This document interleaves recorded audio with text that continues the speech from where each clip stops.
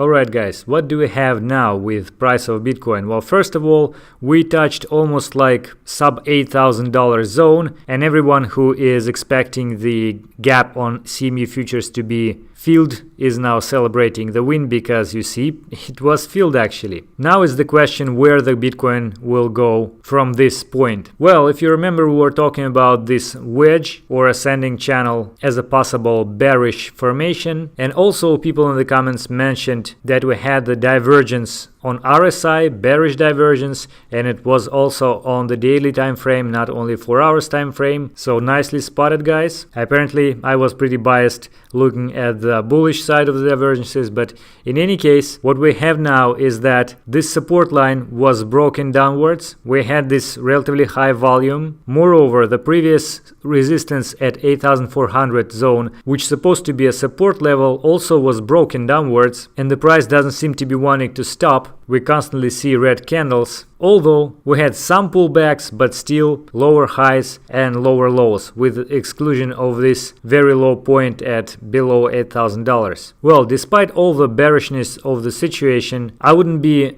expecting a strong correction that much, because if you look at the price, for example, here there was similar move but to the downside. Here we have the same move to the upside, and the price still remain in the same zone from like 7,600 to 8,400. This seems to be a nice zone for a sideways price action in order to let the price cool down. So we may don't need to have a very deep correction in order to continue the uptrend. Instead, we can continue going sideways, let our bleeding altcoins, again, if you remember yesterday we were talking about altcoins, so they got some shakeout because of this drop of Bitcoin. Not dramatic though, but still a little bit painful. And also, all the way down, we have a lot of the support, a lot of the people wanting to buy at every level on the way down. So if you look at the daily time frame, first is that you will see that on Bollinger Bands, we actually touched the baseline.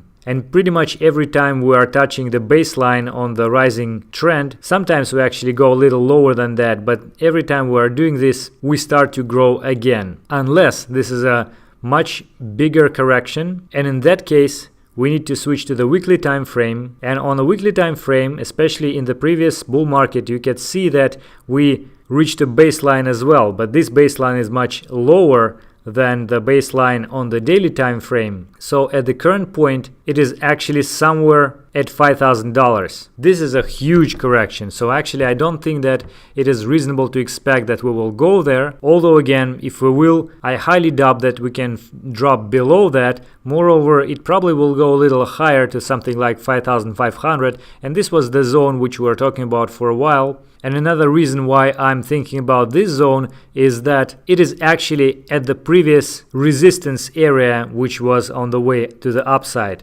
And again, if you look at the previous bull market, then you will find such cases over and over again. So here was the resistance, it became support over here. Here was the resistance, it became support over here, and so on and so forth. For example, this one, resistance became support, resistance became support, and so on. So right now, the only one significant resistance which could become support is this zone. We don't have like specific peak here, maybe like $5,600, but I think somewhere around this area it will be the ideal point for the drop to stop if it will be a severe one. But me personally, I doubt that it will happen because it will be too obvious to expect. And recently price moves completely in a way that most of the rational traders don't expect to happen. So instead of going to this zone, I think that it will probably stop at this red zone, which we also mentioned as the area of previous expected resistance for the price going to the upside. But since we went through that very fast, a lot of people were selling at this point. But now if the price will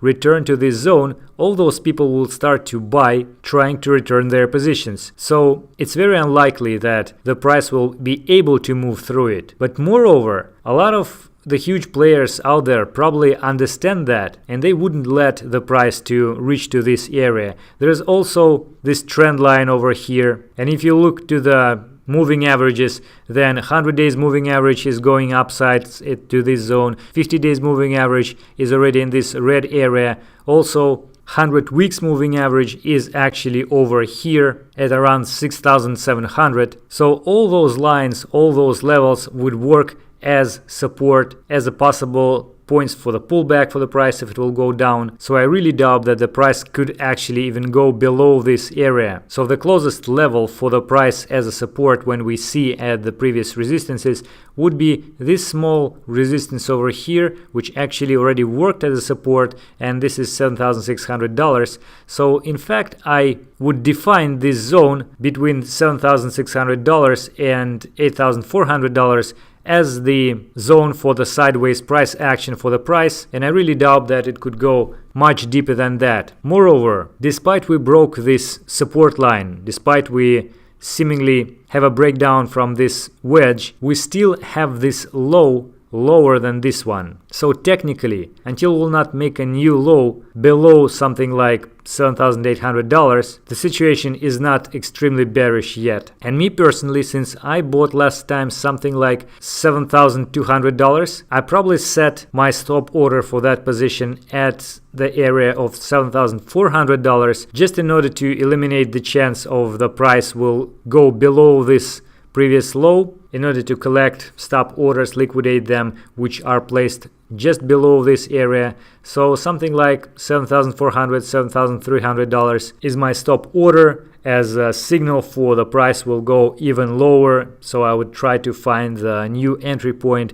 if the price will reach that level. And don't forget, guys, that if you look at the shorter time frame, for example 1 hour, there was a huge and sharp spike to the upside, $9,090, and then immediately after that this dropped to $8,000. So those who went short at this position were liquidated, those who went long at these positions were also liquidated. So all of that looks like just a simple manipulation, an attempt to shake out all the weak hands in the market, all the marginal traders. So if you mainly trade Bitcoin and don't use leverage, then I think you are pretty much safe. Yes, the price may have a correction, but it will be a really temporal thing. It may look scary, but it's very unlikely to return to the extremely low levels like $3,000 and below and stay there for years. It is more likely that we'll go to the new highs within a few months and have more and more gains. Okay guys, that is it for today. Safe trading. Goodbye.